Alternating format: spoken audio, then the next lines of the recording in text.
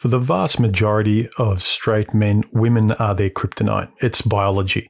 Women pretend it isn't so while they have the power, and men pretend to be macho enough not to have the addiction, which is why I submit a man's own personal, moral and ethical philosophy is the only thing that'll save him.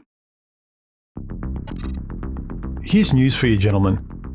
Your logic doesn't make the decision in the moment, your emotion does.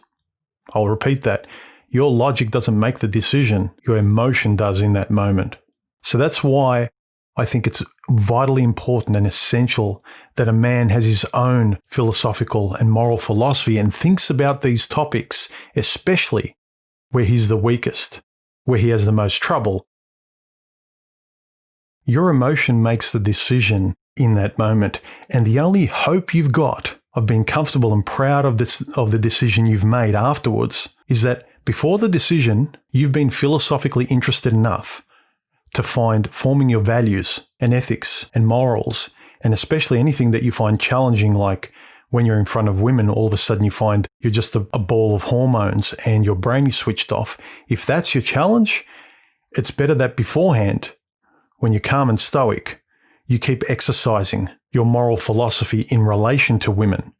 So then when the time comes where your biology and everything and all your emotions and all your hormones are trying to switch your brain off, hopefully you've exercised your own personal stoic philosophy about your own values enough that they're like little red flags that pop up in those situations. Because beforehand, when you weren't in front of a woman, or it might be diet, you weren't in front of donuts, you took it serious enough that you wanted to be disciplined when those moments came, when you're challenged by those moments.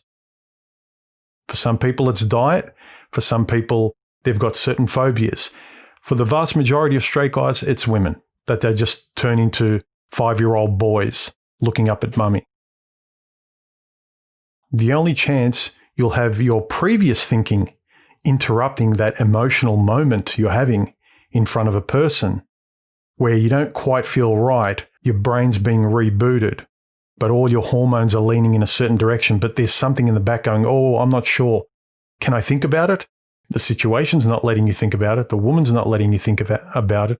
Society's expectations of you aren't letting you think about it. So the more you can find your own philosophical values important beforehand, the more chance they have to interrupt you in those moments when you were thinking about them before. So if you're always thinking about, well, I learned from this moment when I was with my ex, and if this ever happens again, and you keep exercising it, just like a guy who goes to the gym and exercises a certain body part every day. If that figurative body part for you is a certain situation in romantic relationships, constantly thinking and writing and making yourself strong, not paranoid, not hyperbolic, but stoically mature and responsible, so that if that situation ever came again, you would know how to act in that situation.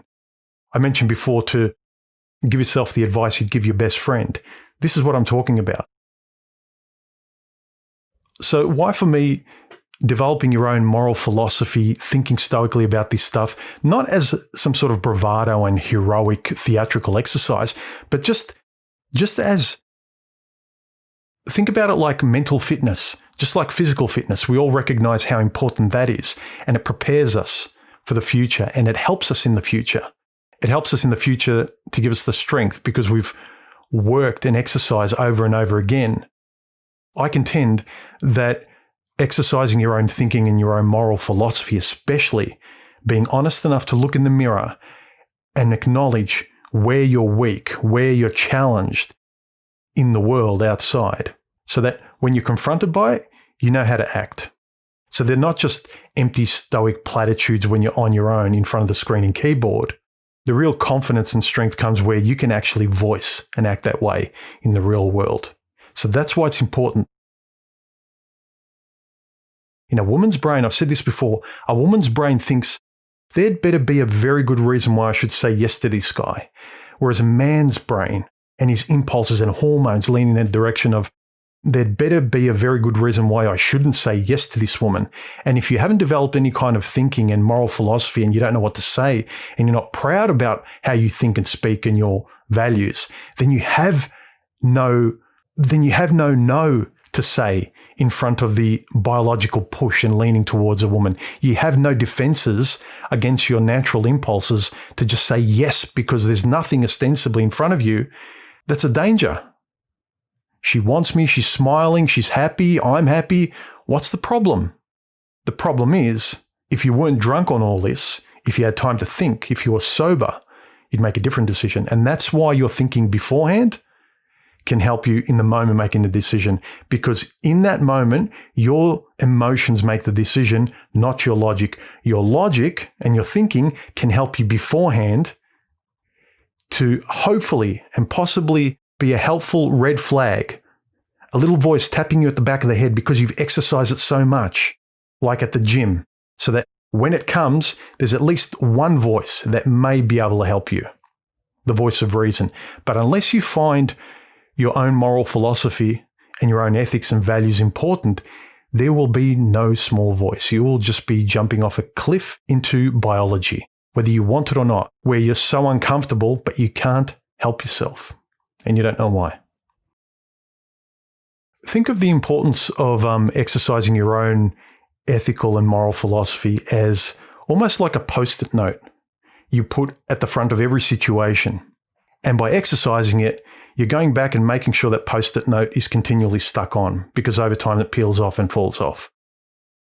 It's a way of interrupting yourself logically in the moment to make a better decision. That's why thinking for men today, especially the way men and women aren't cooperating as well as you've got the laws, I would say thinking about your own ethical and moral philosophy is more important than ever, gentlemen. Let me know your thoughts in the comments section below.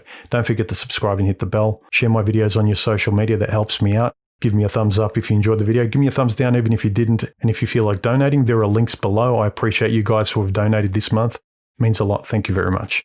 Oh, and don't forget the 8th of January 2021, this Friday morning, my time, AEST time. Check your own time zones. I'll be having another live Q&A stream. Join me then and bring your questions along and we'll have a chat. I'll talk to you then, guys. Bye.